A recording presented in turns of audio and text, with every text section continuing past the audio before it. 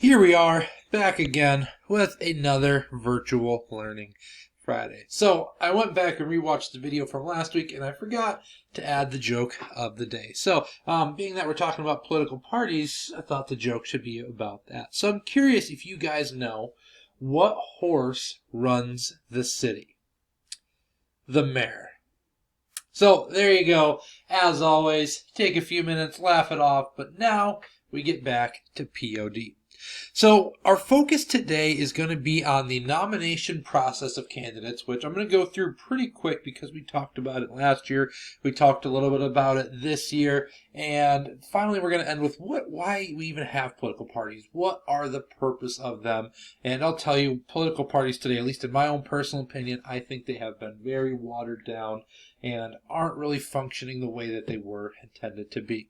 So anyways, well, we're first going to start with the whole nominating process. And, usually when there isn't an incumbent president, like there was in 2016, this nomination process is pretty wild. It's pretty crazy. And I spoke before in 2016 how we had 16 different candidates running for the Republican Party. We have 5 different candidates running for the Democratic Party. Now, fast forward to 2020, Donald Trump was running for the Republican Party because he was the president. He was essentially given that spot. But Joe Biden, as he is the current member that is running for the Democratic Party, he is the one that needed to go through this entire nominating process. So what that all entails is the direct primary. Now, a direct primary, we've talked about these before, but I put the definition on here, so hopefully it makes a little bit more sense and clears things up.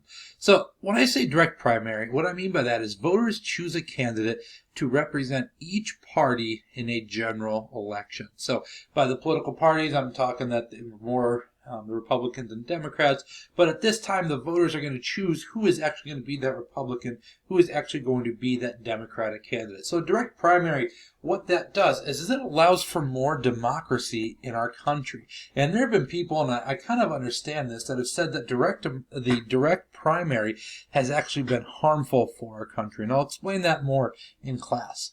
But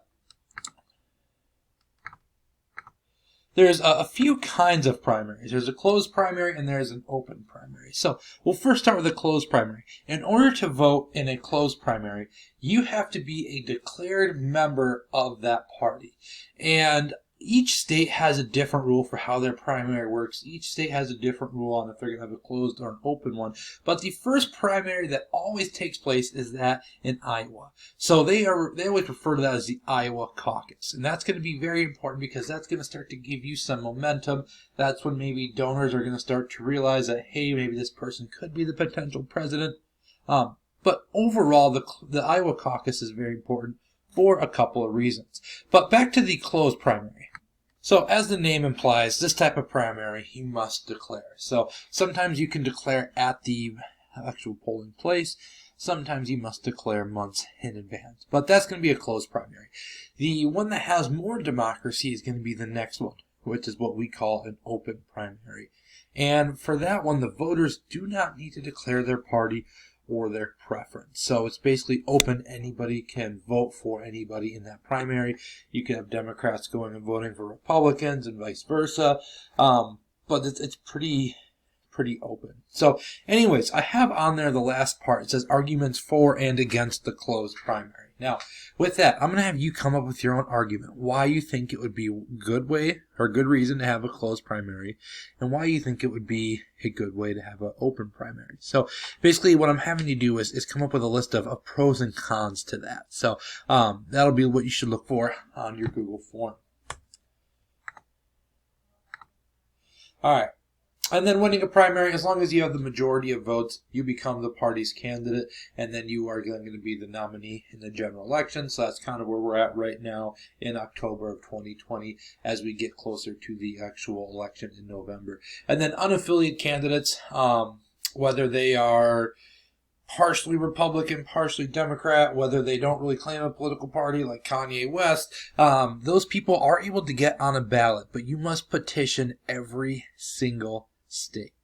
So for that reason, we've already talked about how unlikely it is to become a candidate if you are not going to be a Republican or a Democrat. It's going to be really hard to win any seat if you are an unaffiliated candidate.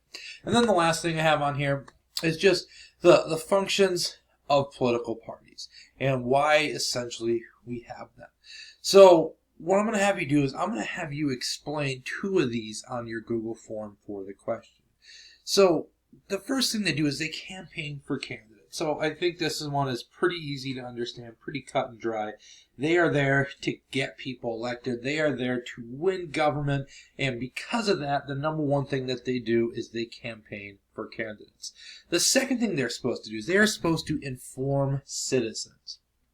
Now, I think that this one has gotten a little bit more on the wayside, and it's not really used as much as it used to be. But informing citizens, basically letting them know what is going on, what laws are going to be established, what laws they are voting on, and that kind of carries into the second one. They're supposed to carry out the people's message.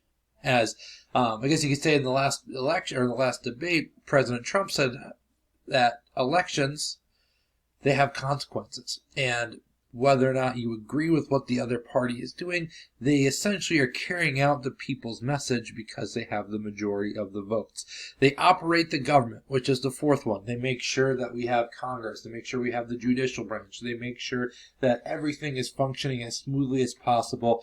And then I think the most important one is probably the fifth one. They act as a watchdog. And what I mean by that is they watch over the other political parties, they watch over other countries, and they make sure that they aren't doing anything suspicious, they aren't doing anything illegal that could potentially harm U.S. citizens. So they do that for a couple of reasons. They want to do it, first of all, for a safety. Second of all, if somebody of a rival political party is doing something that they disagree with, that they think is kind of a little bit shady, a little bit corrupt, well, they're going to make sure that that message is out into the public. So, yeah, it's important that we have, multiple parties and they act in that watchdog role. But I'll say, I think, and you may disagree with this, but I think that they act as a watchdog specifically so they can get the other party to try to look bad. And if they can catch them doing something and they can catch them in the act, well, for them, that's a positive. Because then at that point, they can point that out. They can try to make whoever's running as a senator or a member of the House, or hey, even the president, they can try to make them look bad. And then what they're supposed to do also is they link the different levels of government between the federal government, the state government, local, going all the way down to like school boards and stuff like that. They're supposed to kind of act as that linking characteristic. Now, me personally, I think that political parties aren't doing what they're supposed to do. And I'll explain that in class on Monday, just how they have changed, how they have evolved. So anyways, make sure you check in the Google form, make sure you're answering that question or those few questions so you can get credit for watching the video.